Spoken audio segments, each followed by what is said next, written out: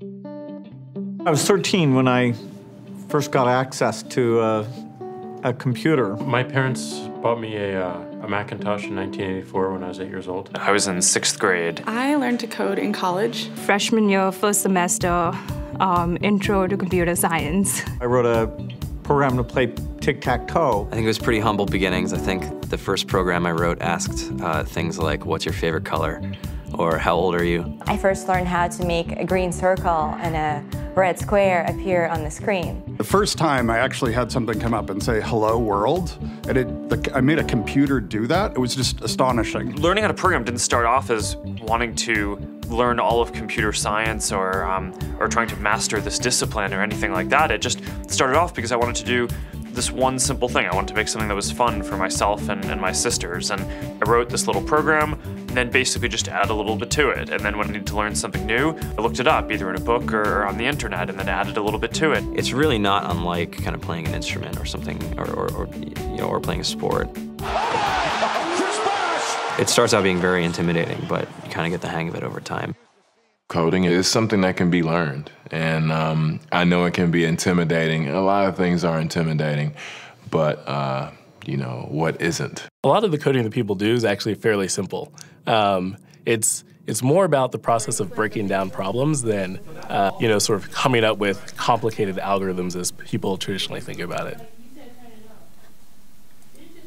You don't have to be a genius to know how to code. You need to be determined. Addition, subtraction, that's about it. You should probably know your multiplication tables. You don't have to be a genius to code. Do you have to be a genius to read? Even if you want to become a race car driver or play baseball or build a house, all of these things have been turned upside down by software. What it is, computers are everywhere. You want to work in agriculture? Do you want to work in entertainment? Do you want to work in manufacturing? It's just all over.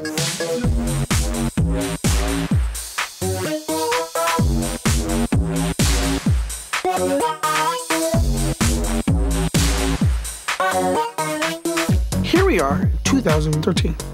We all depend on technology to communicate, to bank, information, and none of us know how to read and write code.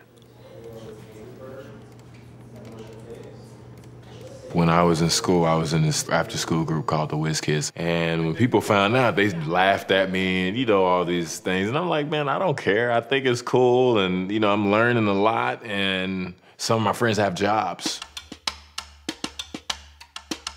Our policy is literally to hire as many talented engineers as we can find. The whole limit in the system is just that there just aren't enough people who are trained and have these skills today. To get the very best people, we try to make the office as awesome as possible.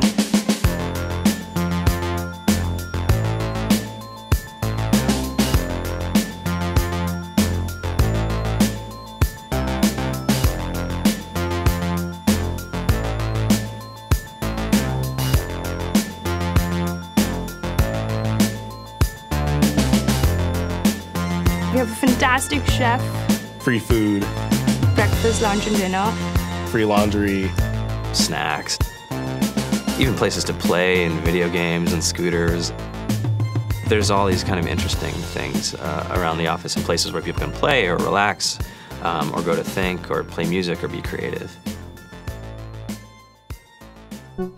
Whether you're trying to make a lot of money or whether you just want to change the world, computer programming is an incredibly empowering skill to learn. I think if someone had told me that software is really about humanity, that it's really about helping people by using computer technology, it would have changed my outlook a lot earlier. To be able to actually come up with an idea and then see it in your hands and then be able to press a button and have it be in millions of people's hands.